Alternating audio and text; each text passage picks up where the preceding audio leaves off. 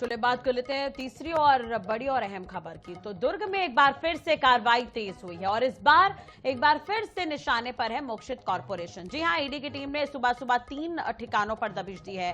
घर, ऑफिस और इससे जुड़ी इकाइयों पर छापेमार कार्रवाई की गई है। इस ऑपरेशन में शामिल थे 24 से ज्यादा अधिकारी। भारी संख्या में सीआरपीएफ के जवानों को भी यहां पर तैनात किया गया था। मामला छत्तीसगढ़ मेडिकल सर्विसेज कॉरपोरेशन में हुए 650 करोड़ रुपए से ज्यादा के कथित घोटाले से जुड़ा है और ये वही केस है जिसमें करीब 6 महीने पहले ईओडब्ल्यू और एसीबी की भी रेड हो गई है। रेड में 24 से ज्यादा अधिकारी शामिल हैं और बड़ी संख्या में सीआरपीएफ जवानों को तैनात किया गया है।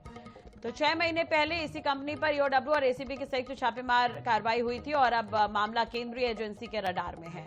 तो मोक्षित पर ईडी की रेड, ईओडब्ल्यू और एसीबी पहले ही कार्रवाई कर चुकी है।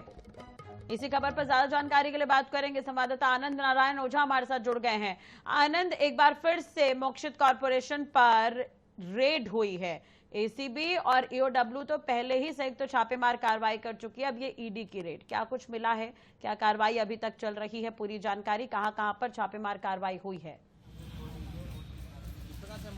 कंपनियों पर 3 ठिकानों पर छापा पड़ा है और साथ में अभी छापेमारी की कार्रवाई बढ़ने वाली है। इससे लग रहा है कि जो ईओडब्ल्यू और एसीबी ने पहले जांच की थी, उस जांच को ईडी तक पहुंचाया गया और उस आधार पर आज नए दस्तावेज जब्त करने और लिंक जोड़ने कि किस नेताओं से या किस अधिकारियों से मोक्षित ग्रुप के तार जुड़े हो सकते हैं, किसके इन्वेस्ट यहाँ पर है, कौन महाराष्ट्र की ओर बढ़ा, कौन रायपुर की ओर बढ़ गया, ये जांचने यहाँ पर आई हुई है।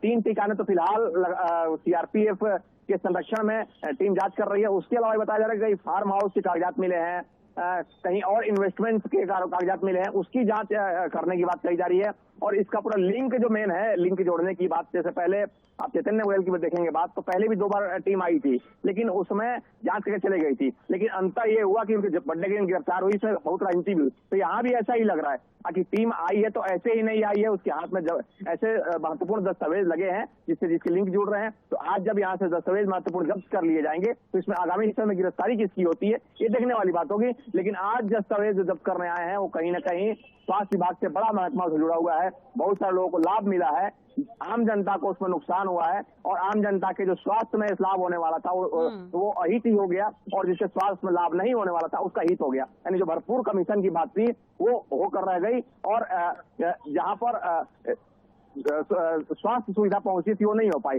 इसी की जांच आज ऊपर तक चढ़ी है और इसकी जांच करने की टीम पहुंची है। आगामी शाम 5 बजे तक इस मामले में प्रेस विज्ञप्ति जारी करने की बात कही जा रही है। लगभग 10 से 15 बंच, पेन ड्राइव और उसके अलावा हार्ड डिस्क को जब्त करने की जानकारी सूत्रों से आई है। अब उस ईडी की टीम इसमें क्या विज्ञप्ति जारी करती है देखने वाली बात होगी, लेकिन यहाँ पर जब्ती कार्रवाई और जांच की कार्रवाई जारी है। जी बिल्कुल, लेकिन एक तरह से देखा जाए आनंद, तो इससे पहले भी जो कार्रवाई हुई थी तो उस वक्त भी मामला यही था, लेकिन अभी यहाँ पर ईडी कार्रवाई कर रही है, तो ये क्या कंफर्म है कि ये इसी से जुड़ा हुआ मामला है? और दूसरी तरफ ये भी है कि खुलासे क्या कुछ हो सकते हैं, क्या कुछ कयास लगाए जा रहे हैं? खबर ये भी है कि 6 से 7 गाड़ियां मौजूद हैं छापेमारी के दौरान, बड़ी संख्या में अधिकारी पहुंचे हैं, इसका मतलब।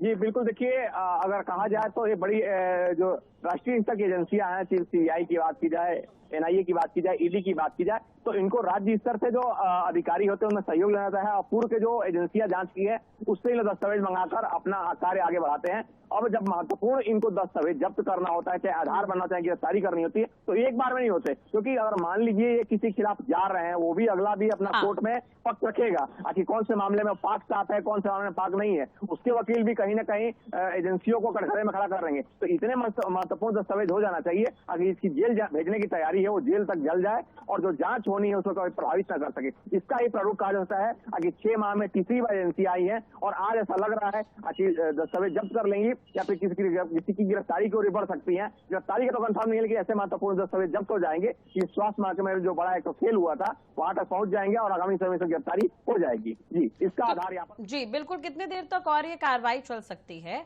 और एक बार फिर से सीजीएमएससी घोटाले की ही बात करेंगे कि पूरा मामला क्या है, एक बार फिर से जान लेते हैं। जी हेलो, बिल्कुल आनंद, क्या आप तक मेरी आवाज पहुंच रही है? थोड़ा आवाज बिल्कुल। आनंद, एक चीज और आपसे जानना चाहेंगे कि बड़ी संख्या में यहाँ पर सुरक्षा बलों की भी तैनाती की गई है। दूसरी बात यह कि लगातार ये कार्रवाई हो रही है, सदन की कार्रवाई चल रही थी, धर्मलाल कौशिक ने इस मुद्दे को उठाया था सदन की कार्यवाही के दौरान, और उसके बाद ये मामला जो है आगे बढ़ा, सीजीएमएससी घोटाला जो है उजागर हुआ। तो अब तक किन किन पर शिकंजा कसा जा चुका है, क्या कुछ निकलकर सामने आ सकता है? पूरी जानकारी एक बार फिर से मामले को समझना चाहेंगे।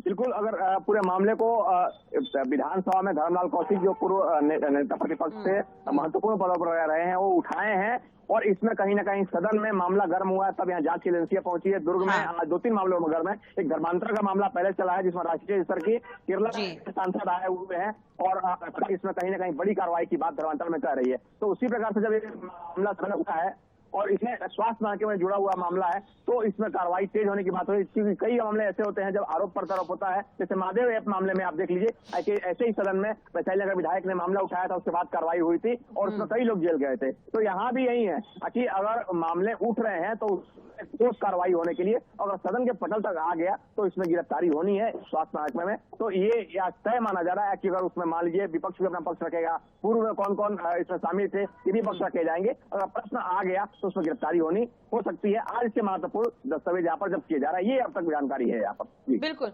एक चीज और है, जो 3 फर्म है वो किनके बताए जा रहे हैं जहां पर ये कार्रवाई चल रही है फिलहाल?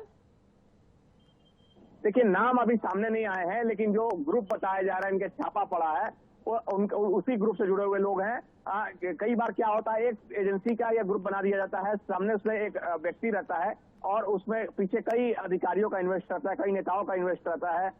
पूर्व में भ्रष्टाचार के मामलों में जो पैसे रहते हैं उसको ब्लैक से व्हाइट करने के लिए यहाँ पर उसको इन्वेस्ट कर दिया जाता है। तो यहाँ भी कुछ ऐसा ही एजेंसियां बता रही है, क्योंकि सीआरपीएफ जिस प्रकार टुकड़ी आई है, 2 कंपनियां आई है, स्थानीय फोर्स का जिस प्रकार से सहयोग लिया जा रहा है, तो मान लीजिए कोई व्यवधान पैदा करता है जांच में, तो इसके लिए पहले से उनकी तैयारी है, यानी कोई ना कोई बड़ा इन्वेस्टर इसमें इन्वेस्ट किया है, ताकि जिसके पहले से पट्टा से मामला हो चुका है या जांच जिसके गले तक पहुंच चुकी है, अब विधानसभा मामला उठ गया तो अब नेक्स्ट जांच भी उसके तक पहुंचने वाली है। इसलिए ये एजेंसियां इतनी तैयारी करके आई है। हम लोग कार्रवाई देखते हैं, जांच देखते हैं, लेकिन इतनी तैयारियां करके नहीं, 2 कंपनी लेके नहीं आती है। आते हैं सीआरपीएफ के जवान आते हैं, बाहर लगे रहते हैं, 3-4 इनोवा गाड़ियां होती है, फिर अन्य गाड़ियां होती है, ये लगे रहती है। लेकिन जिस प्रकार से फोर्स लगी है तो ऐसा लग रहा है कि महत्वपूर्ण यहाँ पर जानकारी उनके पास मिले हैं या महत्वपूर्ण कार्रवाई यहाँ पर होने वाली है। जी बिल्कुल। देखिए आनंद, अगर हम देखें तो फर्म होते हैं, फर्म टेंडर लेने का काम करते हैं, और टेंडर जब उन्हें मिल जाता है तो उसके जरिए वो काम जो है वो पूरा करते हैं, जो सरकारी काम होते हैं। तो टेंडर के हिसाब से प्रक्रिया चलती है। इसके पीछे ये छोटा कोई ग्रुप नहीं था, इस पर बड़े चेन के रूप में ये काम कर रहा था। चलिए अब बात करते हैं अगर हम शशांक चोपड़ा की, तो इससे पहले तो जब ईओडब्ल्यू ने उनसे बातचीत की थी, तो क्या अभी भी वो रिमांड पर है? उन्हें लेकर कोई अपडेट है क्या?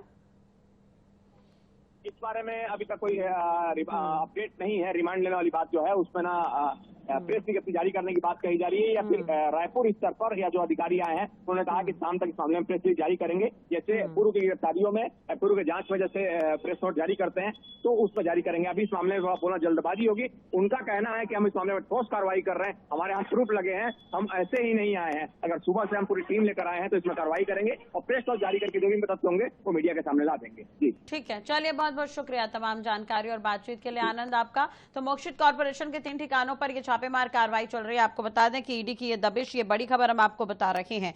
सीजीएमएससी घोटाला, कैसे इस पूरे मामले की शुरुआत हुई, कैसे ये नाम सामने आया, उजागर कैसे हुआ, वो भी बता देते हैं। दिसंबर 2024 में पूर्व गृह मंत्री ननकीराम कंवर ने दिल्ली में पीएमओ, केंद्रीय गृह मंत्री कार्यालय, सीबीआई और ईडी मुख्यालय जाकर सीजीएमएससी में घोटाले की शिकायत की थी।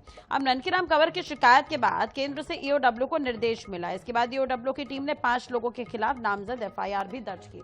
इस मामले को सदन की कार्यवाही के दौरान भी धर्मलाल कौशिक उठाते हुए नजर आए थे और ये मामला लगातार तूल पकड़ता रहा, जिसके बाद इस पर ये कार्रवाई शुरू हुई। इससे पहले एसीबी और ईओडब्ल्यू की टीम ने छापेमार कार्रवाई की थी और उसके बाद ईओडब्ल्यू की कार्रवाई जब हुई थी तो उसके कुछ अधिकारी भी अभी मौजूद हैं, ऐसा बताया जा रहा है, क्योंकि ईडी की टीम यहां पर जांच करने पहुंची है।